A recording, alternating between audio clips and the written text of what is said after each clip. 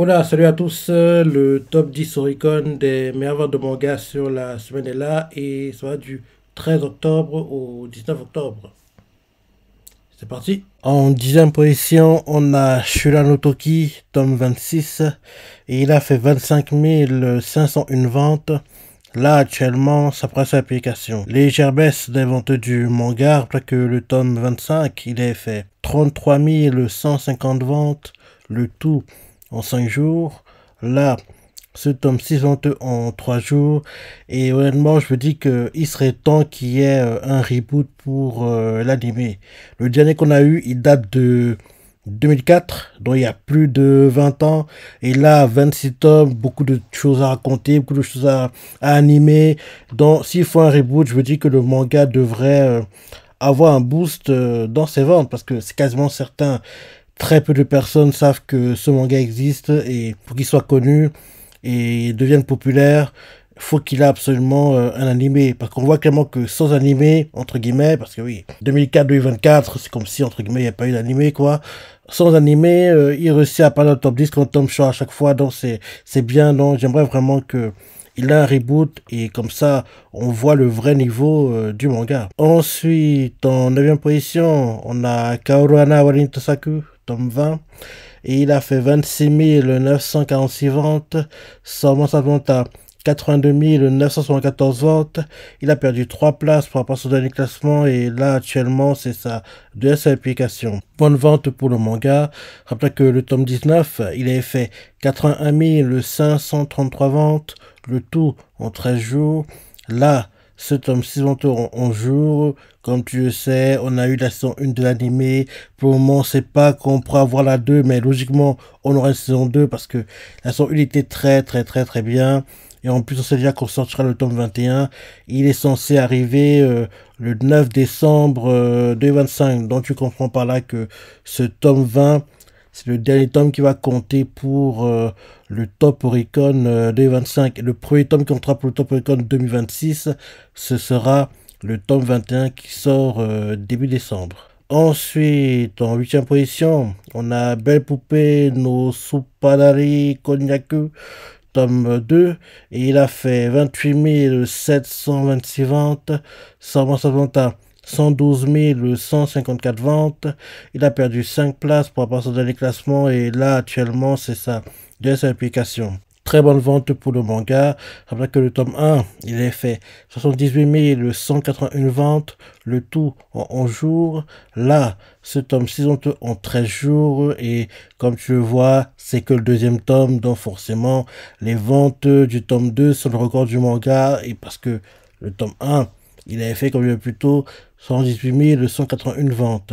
Et il faut pas oublier que ce manga est inspiré d'un light novel, donc logiquement, quand le light novel aura assez d'avance, on devra avoir le fameux l'anime arrive prochainement, parce que en général, quand un manga inspiré dans la novel est adapté sous forme manga, dès que la nouvelle a assez d'avance, en général derrière on a un animé, donc c'est quasiment certain que Belle Poupée aura un animé le moment venu. Ensuite, en 7e position, on a One Punch Man, tome 35, et il a fait 28 886 ventes, ça remonte à 161 738 ventes.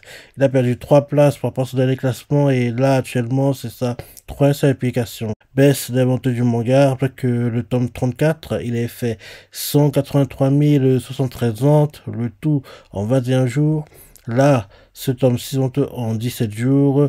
Et comme tu le sais, l'anime actuellement en cours. Et le week-end dernier, dans l'épisode qu'on a eu, on a revu mon gars, le gorille en armure. On l'a vu en after credit. J'aime beaucoup le gorille en armure, hein. On l'a revu et j'espère qu'on le verra. Oui, l'épisode qu'on aura aujourd'hui. Ensuite, en 6e position, on a Tensei Kizoku no Isekai Bokenroku, tome 14. Et il a fait 29 207 ventes. Là, actuellement, sa presse application. Bonne vente pour le manga, après que le tome 13, il a fait 17 661 ventes, le tout en 3 jours. Là, ce tome-ci fait sa vente en 6 jours. Et on avait eu un animé en 2023 pour ce manga. Je pense pas qu'on aura une suite à un moment venu. Et ce manga, faut oublier, il est adapté, il est inspiré d'un light novel. Donc tu vois clairement que en général, quand un light novel est adapté soit un manga, dès que la novel s'avance, en général, il est en animé. Ensuite, en cinquième position, on a Maeri Bashita Irumakun, tome 45. Il a fait 30 018 ventes. Sama Savanta, 92 292 ventes. La semaine dernière, il était cinquième. Cette semaine, il est toujours cinquième. Et là, actuellement, c'est sa deuxième publication. Légère baisse pour le manga, parce que le tome 44, il est fait 92 589 ventes. Le tout en 11 jours. Là, ce tome 6 vente en 12 jours. Et comme tu le sais, la tant attendue saison 4 de l'anime arrive au printemps 2026, en avril 2026. J'ai hâte de la voir parce que je suis un très très grand fan de l'anime Maeri Bashita Irumakun. Ensuite, en quatrième position, on a Shangri-La Frontier, tome 24. Et il a fait 35 895 ventes. Là, actuellement, ça presse sa publication. Baisse des ventes du manga, après que le tome 23, il est fait 58 196 ventes, le tout en 6 jours. Là, ce tome-ci en 3 jours. Et faut pas oublier que l'anime son 3 est en préparation. Et en plus de ça, en général, Shangri-La Frontier, quand un tome sort, il a toujours une édition limitée. Et justement, ce tome 24 a aussi une édition limitée. Et l'édition limitée est classée précisément 21e et a fait 15 629 ventes. Pareil, c'est aussi sa première application. Et quand on fait le cumul des deux, pour le tome 23, sans prévente, parce que le tome 23 est sur limité avec des préventes. Dans sans les préventes, pour le tome 23, on est à 115 786 ventes.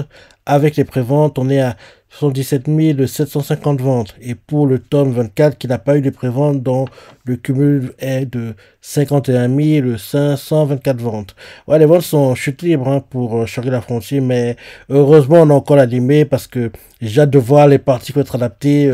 En gros, ils vont régler le compte en gros, de ce qui se passe sous la mer, quoi. En gros, qu'ils vont réussir à battre le monstre qui doit battre, quoi. Parce que j'ai hâte de voir ça, parce que en manga, c'était top, parce que j'ai lu le manga, mais oui, et j'ai hâte de voir, en gros, comment ça va être adapté en animé. Ensuite, en troisième position, on a Spy Family, tome 16, et il a fait 85 201 ventes, sans manche à vente à 529 628 ventes.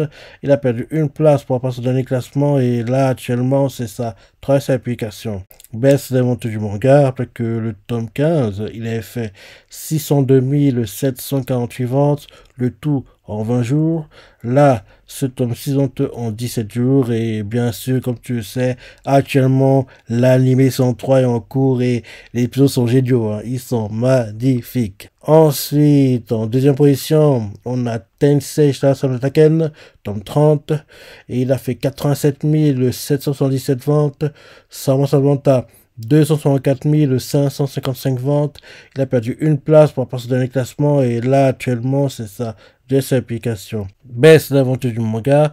Après que le tome 29, il a fait 280 206 ventes, le tout en 14 jours. Là, ce tome 6 vente en 11 jours et comme tu le sais, l'anime sont 4 en préparation.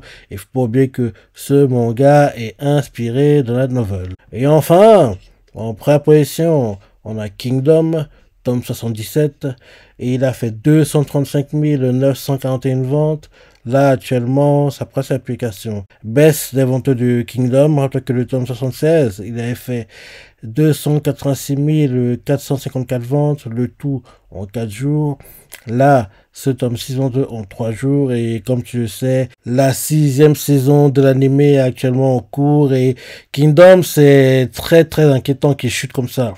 Pour sa place dans le top 10 annuel, entre guillemets, c'est Venti lui assure la place, quoi. Mais c'est pas normal qu'il soit en dessous des 300 000 parce que Kingdom, normalement, en presse application, il doit faire 300 000 ventes. Et là, ça fait 3-4 tomes qui n'arrivent pas à le faire. Pire même, il est en train de réduire et se rapprocher des 200 000, des 100 000, quoi. Donc, c'est pas bon, quoi. J'espère que ça va pas continuer comme ça parce que c'est pas bon que Kingdom soit aussi bas. Parce que si il continue de chuter comme ça, pour 2026, sa place dans le top 10 sera compliquée à tenir, entre guillemets, parce que le fait qu'il faisait tout le temps 300 000 minimum en première semaine, quoi, et qui sort à chaque fois 3 à 4 tomes dans l'année, doit à chaque fois, on était quasiment certain qu'il dépasserait le million sur l'année Oricon, parce qu'en plus, à chaque fois, les anciens tomes se vendent aussi dans le cul, tout ça fait que il fasse des ventes plutôt correctes qui lui permettent de rester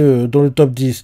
Mais là, le fait qu'il chute, qu'il s'approche des 100 000, c'est inquiétant, quoi. Donc, j'espère que dès le tome 78, on va remonter la pente, et parce que c'est pas bon de voir Kingdom aussi bas, parce que j'aimerais pas que Kingdom sorte du top 10 annuel, parce que pour moi, c'est le seinen qui doit toujours apparaître dans le top 10. C'est un manga qui ne doit jamais, je dis bien jamais, peu importe les mangas hype du moment qui se font des places dans le top 10 sur une année X, pour moi, Kingdom, il doit toujours apparaître dans le top 10.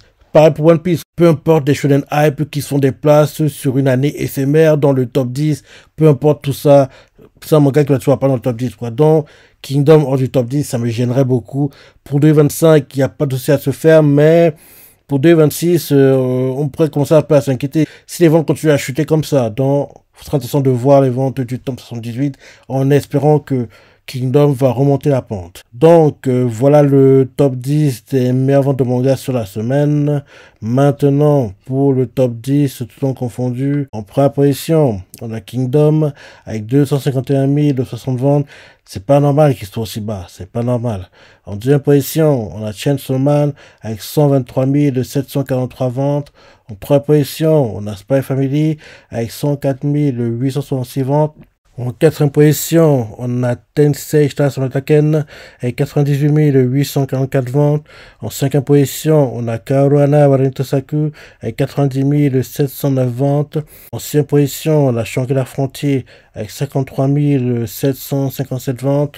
En septième position, on a Kisoeba de retour avec 51 722 ventes. Malgré tout, ça me paraît... Ça sera compliqué, hein. J'aurais adoré qu'il réussisse à aller dans le top 10 annuel, mais ce sera compliqué. Pour qu'il réussisse, il devait tout le temps être au-delà des 100 000 ventes. En gros, pendant tout le mois de septembre jusqu'à mi-novembre. Mais là, c'est trop tard. Malheureusement pour lui, c'est trop tard. Il ne pourra pas rattraper le retard qu'il a accumulé sur l'année. Donc, il y a très peu de chances que Kisoeba soit dans le top 10. Alors que j'aurais adoré le voir, honnêtement. J'aurais vraiment adoré. En huitième position, on a One Punch Man avec 46 539 ventes. En neuvième position, on a Dandadan avec 43 631 ventes. Et en dixième position, on a Sakamoto Days avec 42 936 ventes. Dans ce top 10, les mangas qui ont des animés ou pas: Kingdom, animé; Chainsaw Man, animé; Spy Family, animé; Tenshura, animé; Kaoruana, animé; Shangri-La Frontier, animé; Kisoeba, animé; One Punch Man, animé; Dandadan, animé; et Sakamoto Days, animé.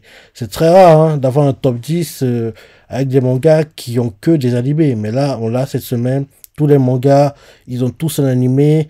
Et dans ce top 10, les mangas qu'on verra dans le top 10 annuel sont Kingdom, Dandadan et Sakamoto Days. Donc, en gros, dans ce top 10, 3 des 10 sont sûrs d'être dans le top 10 annuel.